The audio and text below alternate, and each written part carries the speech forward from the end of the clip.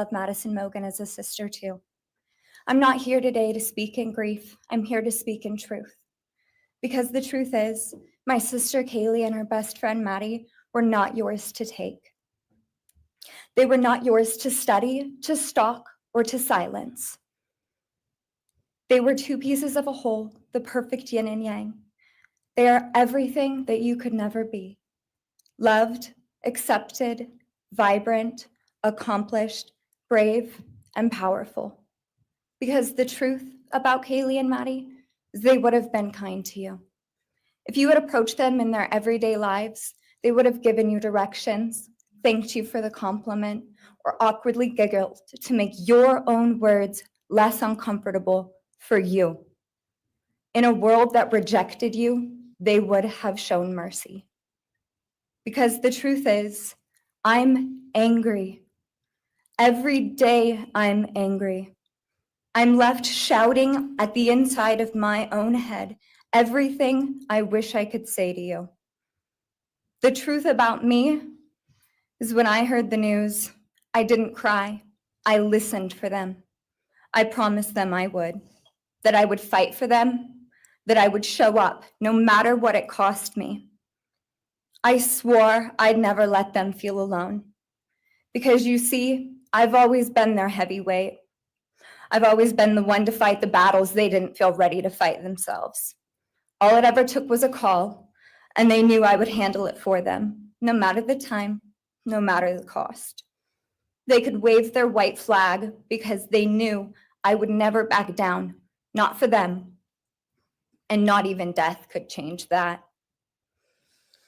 Somewhere along the line, I started to think about what I would say to them if I was given just one last chance. If I could gather enough heartbreak or love or sacrifice or whatever it took to get just one message across, what would I say?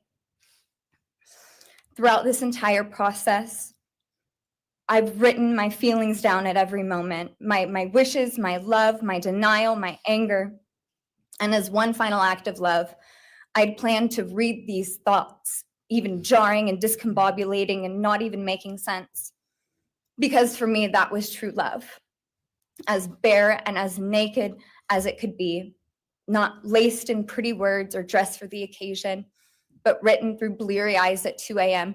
with clenched fists, angry at this reality.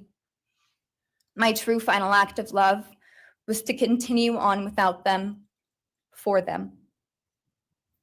That dream to read aloud my love to them, to bring meaning through pain, was the latest blow in realizing you don't deserve it. And Kaylee and Maddie don't need it. Kaylee and Maddie have always known my love, and they would never ask me to prove it by further victimizing myself to a defendant who has shown no guilt, no remorse, no apprehension. They would say to me, "Why would you give the satisfaction of showing vulnerability now? You promised you would never back down." And for that clarity, I'm thankful. I won't stand here and give you what you want. I won't offer you tears. I won't offer you trembling. Disappointments like you thrive on pain, on fear, and on the illusion of power. And I won't feed your beast. Instead, I will call you what you are: sociopath, psychopath, murderer. I will ask the questions that reverberate violently in my own head, so loudly that I can't think straight most any day. Some of these might be familiar, so sit up straight when I talk to you. How was your life right before you murdered my sisters? Did you prepare for the crime before leaving your apartment? Please detail what you were thinking and feeling at this time. Why did you choose my sisters? Before making your move, did you approach my sisters? Detail what you were thinking and feeling. Before leaving their home, is there anything else you did? How does it feel to know the only thing you failed more miserably at than being a murderer is trying to be a rapper? Did you recently start shaving or manually pulling out your eyebrows? Why November 13th? Did you truly think your Amazon purchase was untraceable because you used a gift card? How do you find it enjoyable to stargaze with such a severe case of visual snow? Where is the murder weapon? The clothes you wore that night? What did you bring into the house with you? What was the second weapon you used on Kaylee? What were Kaylee's last words? Please describe in detail the level of anxiety you must have felt when you heard the Bearcat pull up to your family home on December 30th, 2022.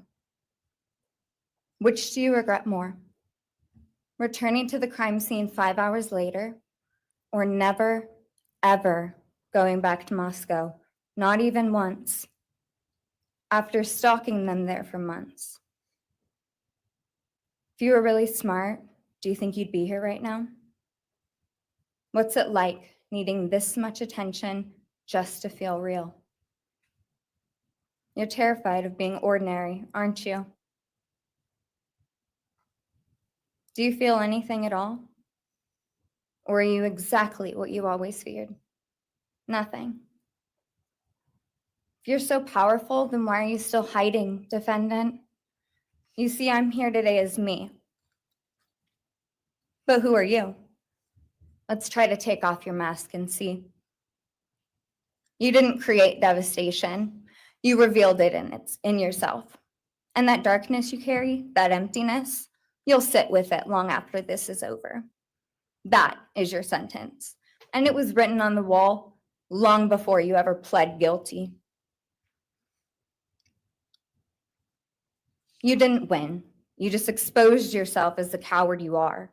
You're a delusional, pathetic, hypochondriac loser who thought you were so much smarter than everybody else.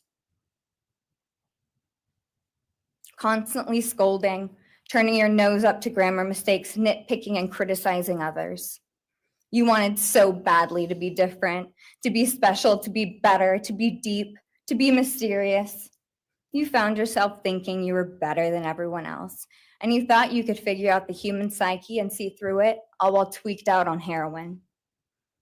Lurking in the shadows made you feel powerful because no one ever paid you any attention in the light. You thought you were exceptional, all because of a grade on a paper. You thought you were elite because your online IQ test from 2010 told you so. All of that effort just to seem important. It's desperate. There is a name for your condition, though. Your inflated ego just didn't allow you to see it. Wannabe. You act like no one could ever understand your mind, but the truth is you're basic. You're a textbook case of insecurity disguised as control. Your patterns are predictable. Your motives are shallow. You are not profound. You're pathetic. You aren't special or deep, not mysterious or exceptional. Don't ever get it twisted again. No one is scared of you today. No one is intimidated by you. No one is impressed by you. No one thinks that you are important. You orchestrated this like you thought you were God. Now look at you, begging a courtroom for scraps. You spent months preparing, and still all it took was my sister in a sheath. You work so hard to seem dangerous, but real control doesn't have to prove itself.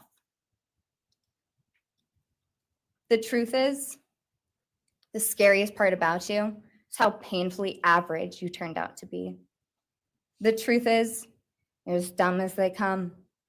Stupid, clumsy, slow, sloppy, weak, dirty. Let me be very clear. Don't ever try to convince yourself you mattered just because someone finally said your name out loud. I see through you. You want the truth?